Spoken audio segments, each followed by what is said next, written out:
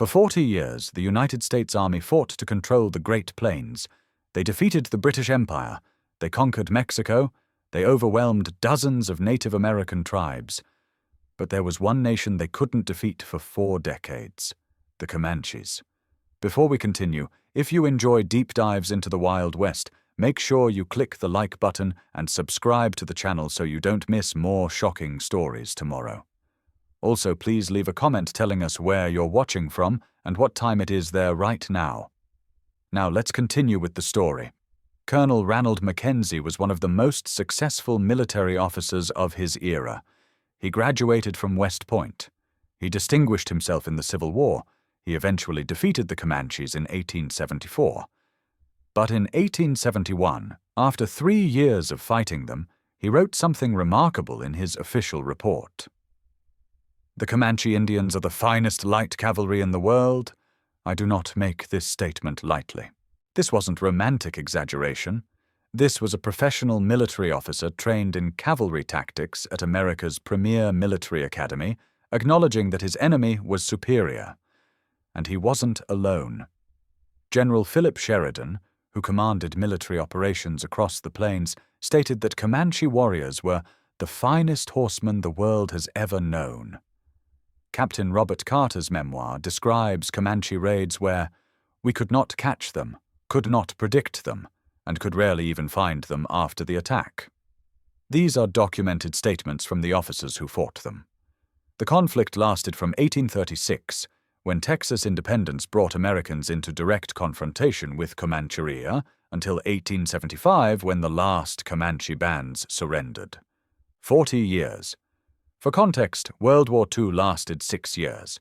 The American Civil War lasted 4 years. The U.S. Army fought the Comanches for 4 decades and couldn't achieve military victory through conventional warfare. At its height, Comancheria covered roughly 250,000 square miles of territory the Comanches controlled militarily. That's larger than France. This wasn't wilderness they happened to live in. This was territory they controlled, where they determined who could pass, where they raided Spanish and Mexican settlements at will, where they dictated terms to other tribes and to the encroaching American settlers. Army records from the 1840s through 1870s document consistent frustration. Officers report cavalry unable to catch Comanche raiders, infantry useless against mounted warriors, supply trains attacked and destroyed, settlements raided despite military protection, campaigns that march hundreds of miles without finding Comanche bands. When they did engage, Comanches chose the terrain and timing, fought on their terms, and disappeared before army reinforcements could arrive. The question that military historians have been examining is simple but profound. What made the Comanches so militarily effective that the United States Army, fresh from defeating major world powers, couldn't overcome them for 40 years? The answer isn't simple. It involves superior horsemanship developed from childhood, raid tactics that exploited mobility advantages, weapons expertise that neutralized technological gaps, intelligence networks that gave them information superiority, knowledge of terrain that made pursuit futile, political organization that sustained resistance across multiple bands, and cultural values that produced warriors willing to fight for their territory against overwhelming odds. Understanding why the army was genuinely terrified of the Comanches requires examining each of these factors through the documented evidence army officers themselves left behind. Their reports, memoirs, and correspondence provide extensive testimony to Comanche military capabilities. These aren't Native American accounts that might be dismissed as biased. These are admissions from the officers who fought them, and lost, repeatedly, for decades. The evidence was never hidden. It sits in national archives, in published officer memoirs, in official military reports. What was hidden was the narrative around it. American history prefers stories of inevitable westward expansion, not 40-year military stalemates with Native American forces. Most American history textbooks skip from Native Americans lived on the Great Plains to America expanded westward, without examining what happened between those 2 sentences. What happened was a 40-year war against an empire that controlled territory larger than most European nations. Comancheria, at its height in the early 1800s, covered roughly 250,000 square miles. To put that in perspective, that's larger than France, larger than Spain, larger than any Native American territory controlled by any other tribe in North American history. This wasn't claimed territory or traditional homeland. This was militarily controlled space where the Comanches determined who could enter and who couldn't. Spanish colonial records from the 1780s document something remarkable. Spanish officials in Texas and New Mexico had to request permission from Comanche leaders to cross certain territories, not as courtesy, as necessity. The alternative was having their expeditions attacked and destroyed. The Spanish Empire, which had conquered the Aztecs and Incas, was negotiating passage rights with Comanche bands. Mexican records from the 1830s show officials paying tribute to Comanches to prevent raids on settlements, annual payments of goods and weapons in exchange for peace that lasted only as long as the Comanches chose to honor it. When Mexico stopped payments or violated terms, raids resumed immediately. The Comanches were dictating terms to a national government. The territory they controlled stretched from modern Kansas south through Oklahoma and Texas into northern Mexico, and west through New Mexico into parts of Colorado. Within this territory, they determined trade routes. They controlled access to resources. They raided settlements on the periphery while maintaining security in the core. This was functional imperial control. The economic foundation of this empire was raiding and trading. Comanche bands would raid Spanish and Mexican settlements, taking horses, captives, and goods. They'd trade these items with French and American merchants on the eastern borders of their territory. They'd raid Texas settlements and trade the stolen horses in New Mexico. The raiding wasn't random violence. It was economic policy that funded their military operations and maintained their power. Other tribes within or near Comancheria existed at Comanche sufferance. Some were allies who provided intelligence and joined raids. Others paid tribute for protection. Some were enemies who were driven out or destroyed. The Comanches didn't just control the territory, they controlled the political relationships within it. Early Texas. Republic records acknowledge they couldn't extend effective control into areas the Comanches dominated. Sam Houston, first president of Texas, tried negotiating treaties because military confrontation was failing. His successor, Mirabeau Lamar, tried military campaigns to push Comanches out. The campaigns failed consistently. By 1845, when Texas joined the United States, the Comanche problem was explicitly part of the deal. Texas couldn't handle it alone. Why does history education largely ignore this empire? Because acknowledging it complicates the narrative of manifest destiny and inevitable American expansion. It's easier to present westward movement as settlement of empty wilderness than as 40-year military conquest of a functioning empire that successfully resisted for decades. The evidence isn't hidden or controversial. Maps of Comanche territorial control exist in archives. Spanish, Mexican, and American records document their power. Treaties acknowledge their sovereignty. The historical record is clear. What's missing is honest examination of what that evidence means about the nature of American expansion and the military capabilities of the forces that resisted it. The single factor that made Comanches militarily dominant was horsemanship so superior that every army officer who faced them documented it with awe. This wasn't subjective opinion. This was observable military advantage that determined battle outcomes. Captain Randolph Marcy wrote in 1852 after observing Comanche warriors, "A Comanche on his feet is out of his element, but the moment he lays his hand upon his horse, his face becomes radiant with confidence. He darts away at his utmost speed, and charging at full gallop, he will strike it with an arrow to the feathers." What made this possible was training that began in early childhood. Comanche boys were placed on horses before they could walk properly. By age 6, they were proficient riders.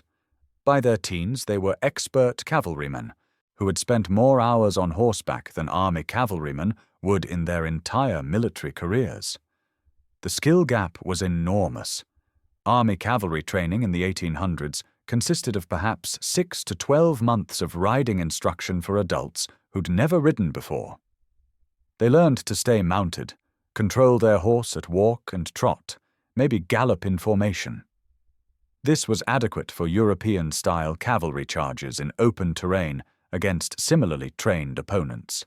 It was completely inadequate against Comanche warriors. The specific techniques Comanches used gave them decisive tactical advantages. They could shoot arrows accurately while riding at full gallop. Multiple army accounts document this with frustrated amazement. They'd ride toward enemy positions at full speed, fire arrows, wheel away, reload while riding, and attack again. The continuous mobile fire was devastating against infantry who had to stop to reload muzzle-loading rifles. They could hang off the side of their horse, using the animal's body as shield while shooting under its neck or over its back. This made them nearly impossible to hit while maintaining their ability to shoot at enemies. Soldiers described shooting at Comanche warriors only to hit their horses, while the riders remained untouched and continued fighting. They controlled horses with knee pressure alone, leaving both hands free for weapons. They could reload bows, switch between bow and lance, or handle multiple weapons while riding at speed without needing reins. Army cavalrymen needed both hands to control their mounts and couldn't effectively use weapons while riding at anything faster than a trot. The horses themselves were advantages. Comanche horses were smaller than army cavalry horses, but had superior endurance. They could survive on prairie grass while army horses needed grain. They could travel farther on less water.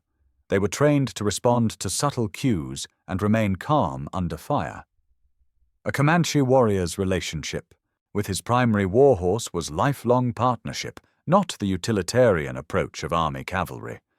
Army records document the frustration. Lieutenant James Abbott wrote in 1845, "The Comanches are perhaps the best light cavalry in the world.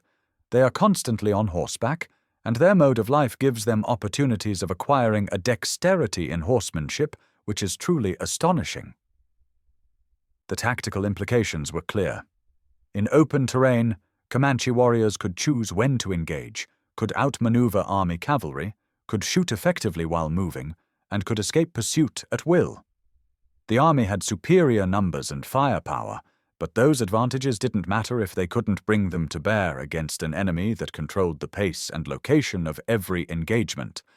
This wasn't primitive fighting. This was sophisticated cavalry warfare executed by the world's best horsemen against conventionally trained opponents who couldn't match their mobility or skill.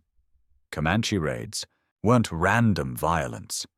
They were military operations executed with planning, intelligence gathering, and tactical sophistication that army officers documented with frustration and grudging respect. The pattern was consistent across decades of warfare. Scouts would observe target settlements for days or weeks before a raid.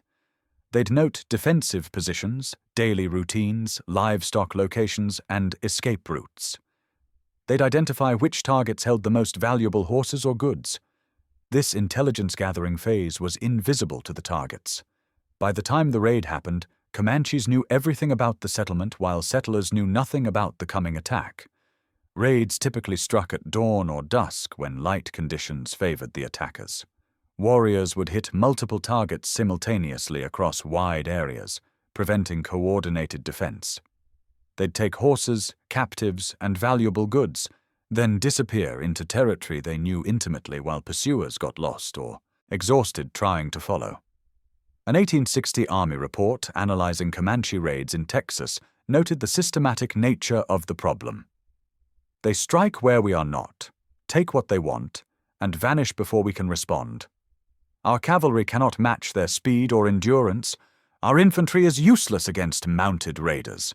By the time we organize pursuit, they are 100 miles away. The distributed leadership system made raids resilient.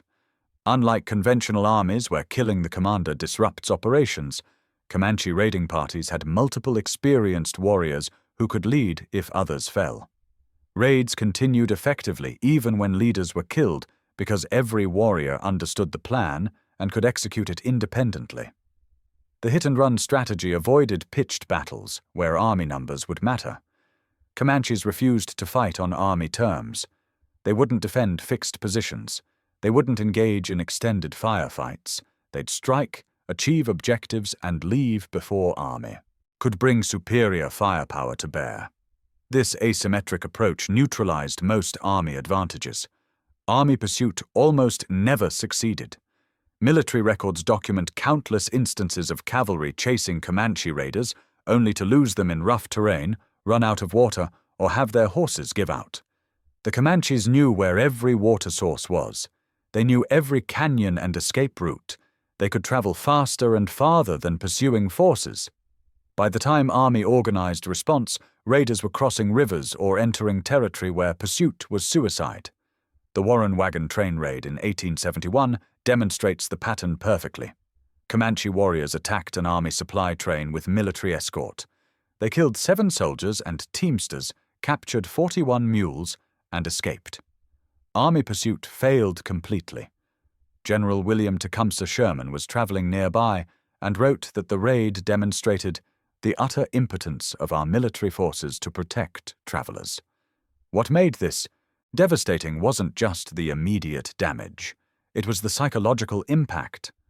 Settlements and army forts lived under constant threat. They never knew when or where raids would hit. They couldn't predict patterns because Comanches deliberately varied their approaches. The uncertainty was paralyzing. The economic impact was severe. Raiding took horses that settlers needed for farming and transportation. It took livestock. It disrupted trade. It made large areas too dangerous for settlement. The army spent enormous resources trying to prevent or respond to raids and failed consistently. The military cost of protecting settlers and supply lines was unsustainable. Modern military analysts examining Comanche raid tactics recognize them as effective guerrilla warfare executed by experts.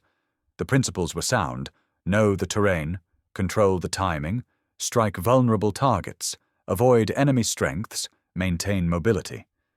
The execution was professional. The results speak through 40 years of documented army frustration. Army soldiers expected technological superiority to guarantee victory. They had rifles, they had pistols, they had military training.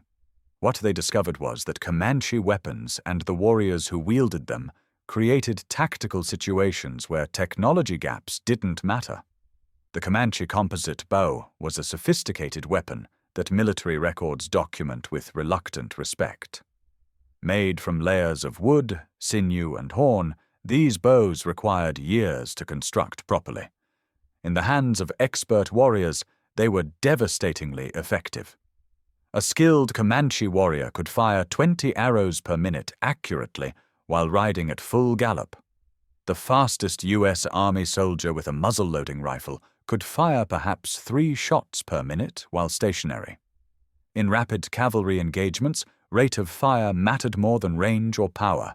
20 arrows versus 3 bullets meant Comanche warriors put far more projectiles downrange in any given fight. Army medical records document the penetration power of Comanche arrows with clinical detail. Surgeons recorded arrows passing completely through buffalo, horses, and men with enough force to stick in the ground on the other side. The penetration power was comparable to contemporary bullets, but arrows were silent, could be recovered and reused, and didn't require gunpowder that could get wet or run out. The psychological impact of facing warriors who could shoot that many arrows that accurately while charging at full speed was severe. Soldier memoirs describe the terror of seeing Comanche warriors approaching with bows drawn, knowing that arrows would come in continuous streams while soldiers fumbled to reload single-shot rifles. The silence of arrows compared to gunfire was deeply unsettling. You couldn't hear them coming or know where the next one would hit. When Comanches acquired firearms, they mastered them rapidly while maintaining bow proficiency. They understood the tactical applications of different weapons better than many army units. They'd use rifles for long-range sniping where accuracy and power mattered. They'd use bows for close combat where rate of fire was decisive. Multiple accounts describe warriors carrying both weapons and switching based on tactical situation. The lance was another weapon Army soldiers learned to fear. A Comanche warrior charging with a 12-foot lance couched under his arm while controlling his horse with knees alone was a terrifying sight. The reach advantage of the lance made it effective against infantry with bayonets or cavalry with sabers. Combined with superior horsemanship, lance charges were devastating. Army advantages in firepower existed primarily in defensive positions. A fortified position with multiple soldiers could generate enough rifle fire to deter attacks. But Comanches rarely attacked fortified positions. They struck vulnerable targets, ambushed supply trains, raided settlements where defenders were scattered. They fought where their weapons advantages mattered and avoided situations where army firepower could be brought to bear. The revolver changed some dynamics when it became widespread in the 1850s. Colt revolvers gave cavalry soldiers better rate of fire, but Comanche warriors adopted revolvers too, and they could shoot them more accurately from horseback than most soldiers. The technology diffusion didn't eliminate Comanche advantages because the weapons were only as effective as the warriors using them. Captain Robert Carter's memoir includes a telling observation about fighting Comanche warriors. Their weapons were primitive by our standards, but their skill with them made our technological advantages meaningless. They could shoot more arrows more accurately while moving faster than we could shoot bullets while standing still. That summarizes the weapons reality. Technology gaps matter less than tactical application. Comanche warriors had weapons suited to their fighting style and the skill to use them devastatingly. That combination proved more effective than army technological advantages that couldn't be applied effectively against mobile, expert opponents. In warfare, information is power. The side that knows enemy locations, movements, and intentions while keeping their own hidden has decisive advantage. In the 40-year conflict between the Army and Comanches, the information advantage was completely one-sided. Army records consistently document frustration about the intelligence gap. Colonel Mackenzie wrote in 1872, "They know where we are, where we're going, and how many we are, while we march blind into territory they control completely. It is like fighting an enemy who can see us while we are blindfolded." The Comanche intelligence network operated at multiple levels. Scout systems positioned observers near army forts and major settlements. These scouts could watch troop movements, count soldiers, observe supply deliveries. They'd track when cavalry units departed, which direction they headed, how many wagons accompanied them. This information would be transmitted to Comanche bands, who could then decide whether to engage, avoid, or prepare ambushes. The communication methods were sophisticated. Smoke signals could transmit information visible for dozens of miles. The patterns and locations of smoke could convey complex messages about enemy numbers, movements, and threats. Runner systems could carry detailed information faster than Army couriers because the runners knew direct routes through terrain, while Army had to follow established trails. Trading relationships provided another intelligence source. Comancheros, traders who dealt with Comanche bands, would pass information about army movements, settlement defenses, and political developments. Some did this because they profited from the relationship. Others did it because refusing would mean losing access to Comanche trade or worse, alliances with other tribes created additional intelligence channels. The Kiowa frequently allied with Comanches and shared intelligence. Other tribes might trade information for protection or goods. The network extended across huge territories and provided Comanches with awareness of developments far from their immediate location. The terrain knowledge was itself a form of intelligence advantage. Comanches knew every water source, every canyon, every escape route. They knew where buffalo herds were moving. They knew seasonal patterns of weather and grass. This environmental intelligence allowed them to predict where army units would camp, where they'd struggle, where they'd be vulnerable. Army intelligence on Comanche movements was nearly non-existent. The army couldn't infiltrate Comanche bands. Cultural and language barriers were insurmountable. Scouts from other tribes were often unreliable or had their own agendas. The few Americans who traded with Comanches were profit-motivated and wouldn't betray their trading partners. Attempts to track Comanche movements failed repeatedly. Cavalry would find abandoned camps, but the bands would be gone. They'd follow trails that disappeared in rivers or rocky ground. They'd search territories where Comanches had been reported only to find nothing. By the time Army received information about Comanche locations, that information was outdated and useless. The predictability of Army movements made it worse. Supply trains had to follow wagon routes. Cavalry needed water sources that were mapped. Fort locations were fixed. Comanches could predict Army behavior, while Army couldn't predict Comanche actions. This asymmetry meant Comanches could choose when and where to engage, while Army was perpetually reactive. Captain Carter's memoir describes the frustration. "We were fighting an enemy who knew our every move while remaining invisible to us. They would appear suddenly, strike, and vanish. Our scouts couldn't find them. Our cavalry couldn't catch them. Our intelligence was worthless while theirs was perfect." The information advantage wasn't about better technology or training.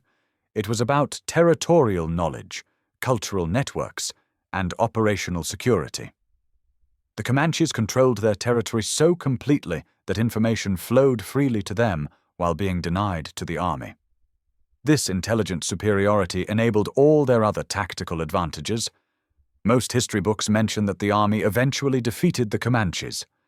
What they don't mention is how many times the Army lost first. Those defeats don't fit the preferred narrative, so they're omitted or minimized. But military records document them clearly. The First Battle of Adobe Walls in 1864 saw Kit Carson, already famous as a frontiersman and Indian fighter, leading 400 soldiers against Comanche and Kiowa forces. Carson was an experienced commander who understood frontier warfare better than most Army officers. He expected to overwhelm what he thought would be a small war party. Instead, he faced thousands of warriors. His after-action report estimated several thousand Comanche and Kiowa fighters surrounded his force. Only his artillery prevented complete annihilation. He fired howitzer rounds into warrior formations at close range, creating enough casualties to break charges that would have overrun his position. He retreated at night, abandoning equipment and wounded, and claimed victory in his official report while privately admitting he'd barely escaped with his life.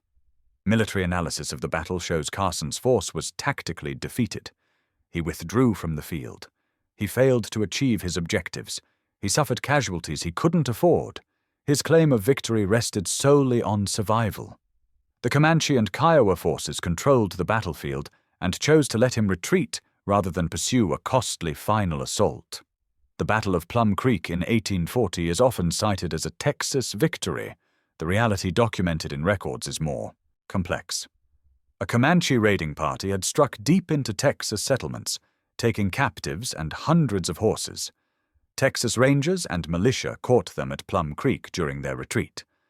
The battle resulted in some Comanche casualties and recovery of some captives and horses. What the victory narrative omits is that the Comanches had already successfully raided hundreds of miles into Texas, taken what they wanted, and were leaving when caught. The casualties they suffered didn't prevent future raids. Within months, raids resumed. The victory didn't change Comanche behavior or capabilities. It was a tactical success that had no strategic impact. The Council House fight in San Antonio in 1840 showed another pattern. Texas officials tried to negotiate with Comanche leaders and ended up killing them when negotiations broke down. 12 Comanche leaders died, along with numerous warriors, women, and children who had come to negotiate under peace flags. Texas claimed this as victory. The consequence was escalated warfare. Comanche bands retaliated with intensified raids. The betrayal of peace negotiators meant Comanches refused to negotiate seriously for years. The tactical success of killing Comanche leaders created strategic disaster by eliminating any chance of peaceful resolution and guaranteeing continued warfare. The Warren wagon train raid in 1871 demonstrated continuing Comanche military effectiveness even late in the conflict. Warriors attacked an army supply train despite military escort. 7 soldiers and teamsters died. 41 mules were taken. The raiders escaped completely. General Sherman, who was traveling nearby, wrote furiously about the attack, but acknowledged the army's inability to prevent it or catch the raiders afterward. Smaller engagements throughout the 1840s through 1870s show consistent patterns. Army patrols ambushed and destroyed. Cavalry units unable to catch raiding parties. Settlements attacked despite military presence. Supply lines disrupted. The accumulated effect of these defeats wore down army morale and demonstrated that conventional military superiority didn't guarantee victory against unconventional opponents fighting on their own terrain. These defeats matter because they show the Comanche Wars weren't one-sided conquest. They were genuine military conflicts where both sides won battles. The difference is that army victories get recorded and celebrated, while army defeats get minimized or forgotten. Honest historical assessment requires acknowledging both. The United States Army didn't defeat the Comanches in battle. They destroyed the buffalo and starved them into surrender. This isn't controversial interpretation. This is documented military strategy executed deliberately and recorded in official communications. Between 1867 and 1878, Southern Plains buffalo populations went from millions to near extinction. This wasn't natural die-off or accident. It was systematic extermination conducted by commercial hunters who were often accompanied and protected by army units. The goal was explicitly to eliminate Comanche food supply and force surrender. General Philip Sheridan stated the policy without euphemism: "Let them kill, skin, and sell until the buffalo is exterminated, as it is the only way to bring lasting peace and allow civilization to advance." He understood that conventional military operations hadn't worked. Destroying the economic foundation of Comanche life would. The buffalo provided everything Comanches needed: food, shelter from hides, clothing, tools from bones, trading goods. Eliminating buffalo meant eliminating Comanche independence. They could raid for horses and goods, but they couldn't raid for the millions of buffalo they needed for survival. When the buffalo died, Comanche military power died with them. The scope of the slaughter was staggering. Commercial hunters killed buffalo by the thousands daily. They took the hides, which were valuable for industrial leather. They left the meat to rot. Photographs from the period show mountains of buffalo skulls and bones stretching to the horizon. Entire herds were destroyed in single hunting operations. Military technology changes aided army effectiveness in ways conventional tactics hadn't. Repeating rifles and revolvers closed the weapons gap with Comanche bows. The Spencer and Henry repeating rifles gave soldiers firepower that could match Comanche arrow rates. Colt revolvers made cavalry more effective in close combat. These weapons didn't create superiority, but they eliminated Comanche advantages. Telegraph lines allowed rapid communication of Comanche movements. What had been a decisive Comanche intelligence advantage started eroding. Army units could coordinate movements faster than before. Railroad lines enabled rapid troop deployment that cut response times dramatically. Colonel Mackenzie's final campaign in 1874 succeeded through tactics different from earlier approaches. He launched in winter when weather reduced Comanche mobility. He targeted horse herds instead of trying to fight warriors directly. At Palo Duro Canyon, his forces captured and killed over 1,400 Comanche horses. Warriors survived, but without horses, their military effectiveness was destroyed. He pushed Comanche bands toward starvation in winter when buffalo were already scarce. The combination of no horses, no buffalo, and winter conditions left bands facing death from exposure and starvation. Surrender to reservations became survival necessity rather than military defeat. The final Comanche bands held out until 1875, not because they were militarily defeated, but because they were starving. Quanah Parker, the last war leader, negotiated surrender when his people were dying. His decision wasn't military defeat acknowledging superior army tactics. It was pragmatic recognition that his people couldn't survive without buffalo and couldn't fight without horses. Army officers understood what had achieved victory. It wasn't better cavalry tactics or superior strategy. It was destruction of Comanche economic foundation. Captain Carter wrote, "We didn't beat them. We starved them. The buffalo hunters won the war we couldn't." The ethical questions about these methods troubled some contemporary observers. Destroying an entire species to force human surrender raised questions even in an era less concerned with such issues. But the military effectiveness was undeniable. When conventional warfare failed for 40 years, total war targeting economic survival succeeded in less than a decade. The United States Army couldn't defeat the Comanches in conventional warfare for 40 years. That single fact fundamentally challenges the narrative of inevitable American expansion and technological superiority guaranteeing victory. Yet most American history education simply skips over it. Standard textbooks present westward expansion as a steady, inevitable process. They mention Indian wars vaguely without examining why these wars lasted decades or acknowledging that for much of that time the army was losing. The Comanche Wars don't fit the preferred story, so they get minimized into footnotes. The evidence telling a different story isn't hidden. Military records from the National Archives document 40 years of Army struggles. Officer memoirs admit defeats and acknowledge Comanche military superiority. Official reports describe tactical failures and strategic frustration. Treaty documents show the government negotiating with Comanches as sovereign power. The historical record is extensive and clear. What's missing is honest examination of what that evidence means. Acknowledging Comanche military effectiveness for 40 years complicates manifest destiny narratives. It reveals that westward expansion wasn't inevitable destiny, but contested conquest against sophisticated opponents. It shows that victory came not from superior civilization or tactics, but from total, war-destroying economic foundations. Modern military historians studying the Comanche Wars increasingly recognize what Army officers knew at the time. Colonel Mackenzie's assessment that Comanches were the world's finest light cavalry wasn't hyperbole. General Sheridan's acknowledgement of their horsemanship wasn't romantic exaggeration. These were professional military judgments from officers trained in warfare who fought Comanches for years. The tactical lessons are significant. Superior technology doesn't guarantee victory against opponents fighting on their terrain with tactics suited to that terrain. Conventional military training proves inadequate against unconventional opponents who refuse to fight conventionally. Cultural misunderstanding creates strategic failures even when tactical capabilities exist. Intelligence superiority can outweigh numerical advantages. These lessons weren't learned easily.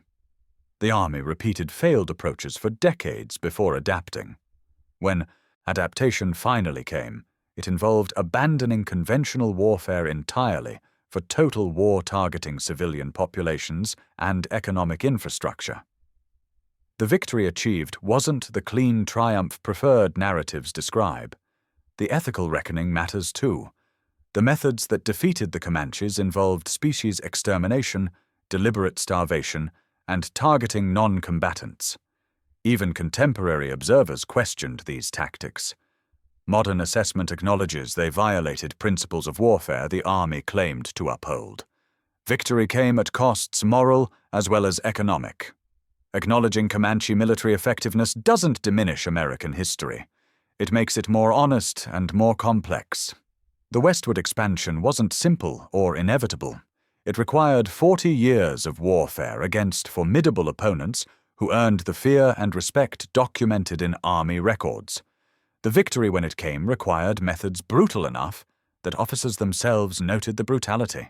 The historical evidence supports this narrative. Multiple independent sources over decades from different perspectives tell consistent stories.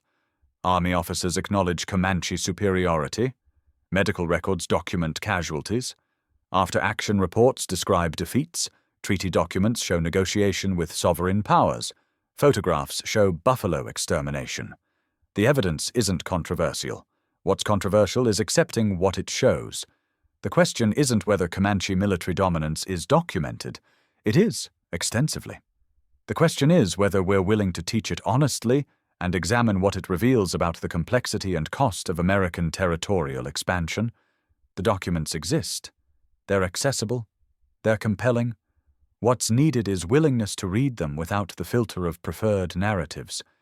If this documentary proved the Old West was nothing like what you learned in school, smash that like button and subscribe, because next week we're exposing why the Spanish Empire couldn't conquer the Apache for 200 years. The military records will blow your mind and prove everything you thought you knew about inevitable European conquest was wrong.